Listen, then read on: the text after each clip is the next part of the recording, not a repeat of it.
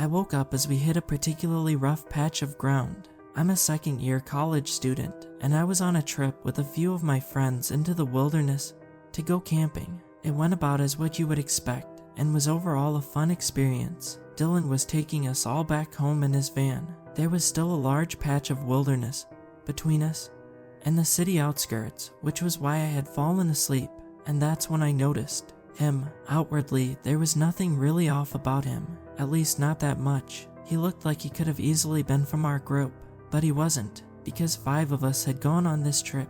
I did a quick head count, wondering if I was just drowsy, and counted 6. "So, who are you?" I asked him. It was odd to see someone new here, but the thing was that I guessed we had decided to pick up a hitchhiker while I had fallen asleep.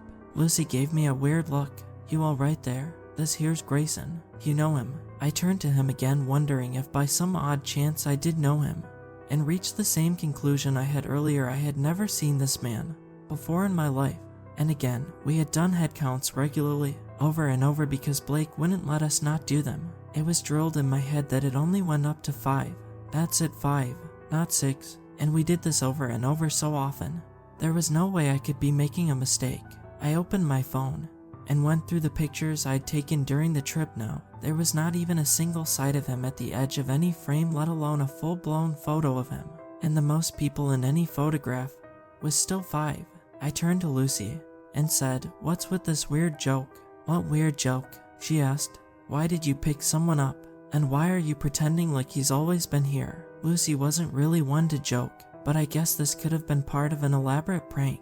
Lucy frowned. "What are you talking about?" "Grayson," I hissed as softly as I could. "I know he wasn't here with us before." "What are you talking about?" Lucy asked. "He was here with us the whole trip." Frustrated, I tapped Blake on the shoulder. "Hey Blake, why don't you do another head count?" "Oh, buzz off. I'm serious," I said. "All right. 1, 2, 3, 4. That was my number. 5 came from Lucy. 6, Grayson said. I glared at him again. I knew I wasn't mistaken. Dylan was driving, but he was the most reliable member of the group, so I tapped him on the shoulder. "What happened, mate? What's the deal with Grayson? When did we pick him up?" Dylan frowned. "Bro, he's always been here with us." "What are you talking about?" "Okay, no, they were definitely gaslighting me." Blake actually seemed to remember something. "Hey, yeah, Grayson's always been here with us, hasn't he? We both went into the bush together, I remember." I frowned as it sounded like he was saying something, but I then turned to see Grayson's reaction to this. He hadn't said a single word at all.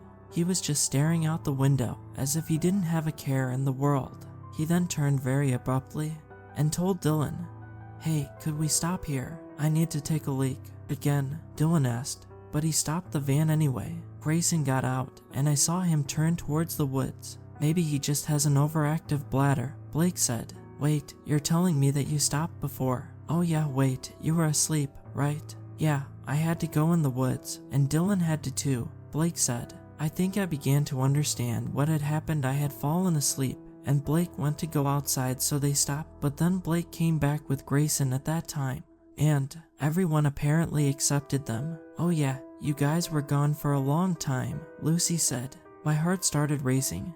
As time dragged on, it soon became 10 minutes since Grayson had left us. "Should we go?" And Dylan got no further as a howl erupted from the woods around us. It didn't sound like anything I had heard before, rather a mixture between a grown wolf's and a human infant's cry, and there were more of them.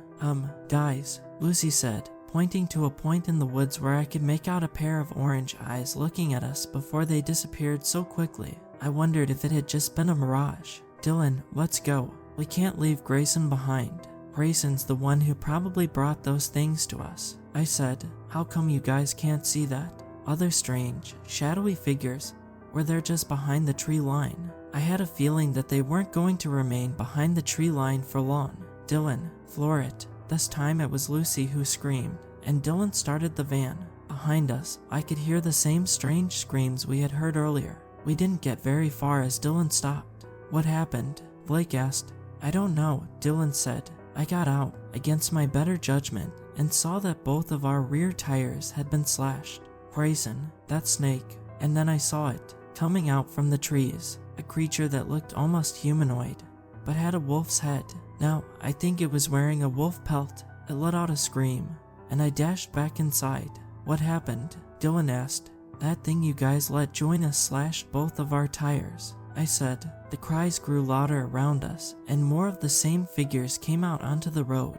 I'm typing this as fast as I can on my phone. I have no idea what those things are, but they look like they're ready to tear us to pieces. Lucy's a sobbing mess next to me, and to be honest, if it wasn't her, it would likely be me. But I'm trying to hide how scared I am right now. Won't lie though, I think the end is near for us. We can't drive any further. Any bright ideas on what our next move should be?